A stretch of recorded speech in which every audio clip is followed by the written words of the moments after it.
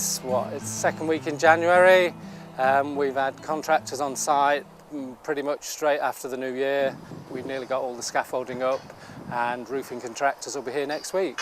On Monday we begin, so we'll initially be starting to strip off the existing roof covering, which is lots of old slate. The brief for this build was particularly to make it as airtight and as insulated as possible.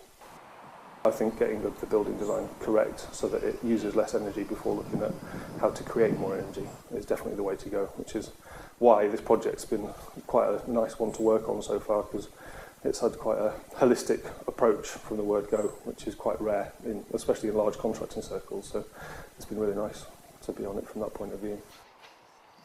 What we've got today is we've got a sort of small consultant coming down from Cumbria to do some air tightness, to see if we can do some air tightness testing.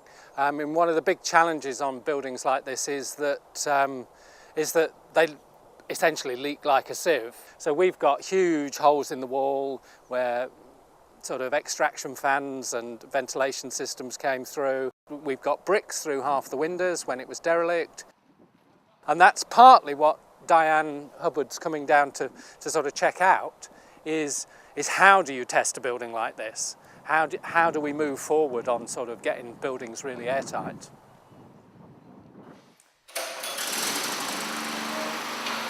Basically what we have is a fan that sucks air out of the room, but the equipment measures the pressure inside the room, outside the room, and the flow rate through the fan.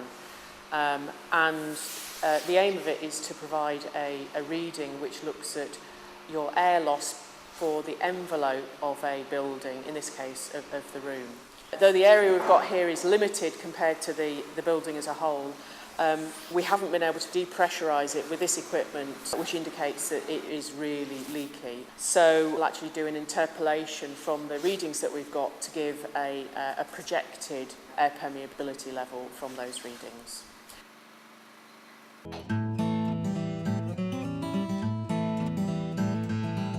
So here we are a month on into the project with contractors on site. We're still on track for completing in time. They've stripped the roofs of the old slates. They're sort of doing the preparation work, all the new timber work. Today they're taking out the old roof lights to put new ones in. Still at the preparation stage. Once they've got large amounts prepared, they will get the sort of subcontractors in who are doing the new roofing membrane. And on the windows and doors side, they're in manufacture at the moment. We've got someone coming in next week to start doing some of the preparation for that.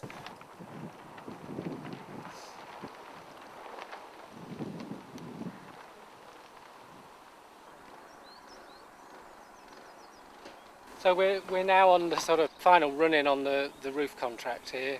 We've got a dozen people working one way or another on the project. We've had fantastic weather. We can't believe our luck, really.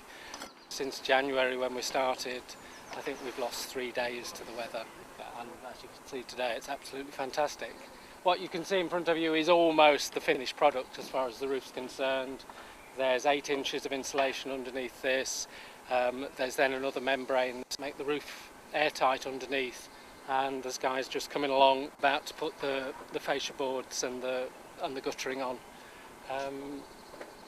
This is a sort of fairly high-tech solution, really, but it's the only way we could really see to getting the roof airtight. I mean, it's a bit of an experiment. It's an old industrial building.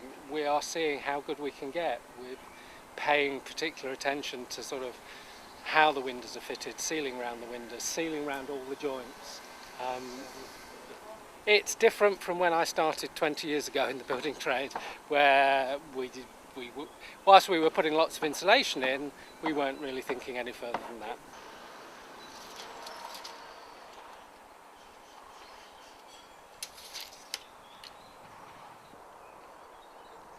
The roof is on. Ghosts are teased. Ivy is cut and vandals appeased. Where a naval periscope once strangely rose, we can now go inside, raise our glasses and metamorphose. Like the rusting elephant, found a golden sultan. Today we've topped out here at Halton. We've got 2 copies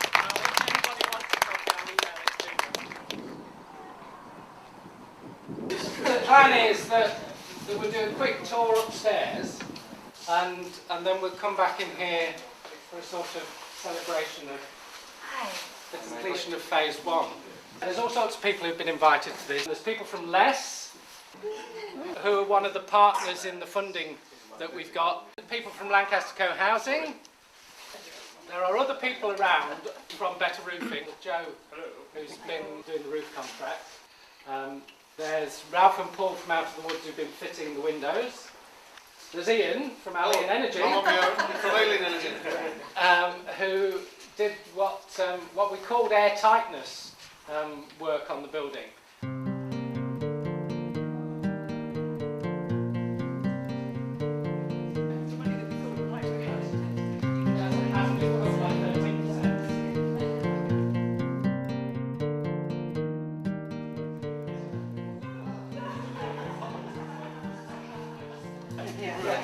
To the future of Halton managed workspace.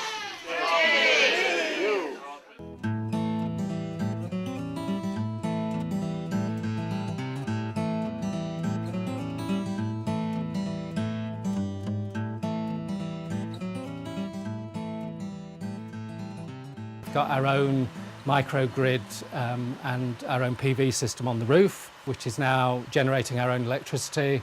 We've also got district heating installed. That's running off a biomass boiler. It runs on wood chip, most of it coming from a sawmill in South Cumbria. The water going into that boiler is preheated by solar thermal panels on the roof and collected in this tank behind me here. That feeds 41 housing units and all the units in the mill. Once the hydro scheme, which isn't sort of next door to our project, is up and running, the whole site will, to all extents and purposes, be 100% renewable energy.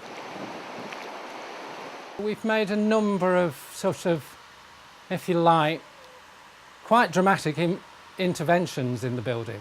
I mean, the attempt to get the roof airtight, and we can't really do the final testing on that to see what difference we really made until the other refurbishment's finished. But that and the sort of renewable technologies that we're putting in, I mean, it got us the top rating for an energy rating for a building recently, and it was the first one that the assessor had ever given on an older building. First one he'd given an A+, and that's largely because of the sort of combination of interventions that we've made.